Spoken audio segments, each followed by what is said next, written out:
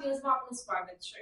આઈપીએલની final cricket match પર જુદી જુદી આઈડીના આધારે હાર-જીતનો જુગાર રમાડતા 3 ઇસમો સામે કાયદેસરની કાર્યવાહી કરી વધુ તપાસ હાથ ધરતી વડોદરા શહેર ક્રાઇમ બ્રાન્ચ। વડોદરા શહેર ક્રાઇમ બ્રાન્ચની સરાહનીય કામગીરી।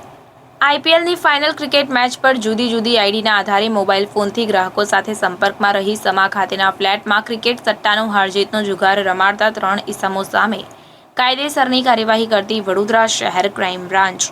આ કામગીરી દરમિયાન હર્ષ પ્રવીણભાઈ ચૌધરી, હર્ષકુમાર સંજયકુમાર સિંહ અને વોન્ટેડ આરોપી તરીકે અમિત લવજીભાઈ સોરઠિયા તેમ જાણવા મળેલ છે।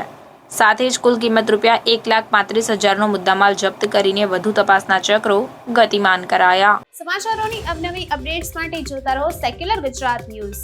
સાથે સેક્યુલર ગુજરાત ન્યૂઝ ચેનલને લાઇક, શેર અને સબસ્ક્રાઇબ કરો અને બેલ આઇકોન દબાવીને સમાચારોની ઝડપી માહિતી મેળવો।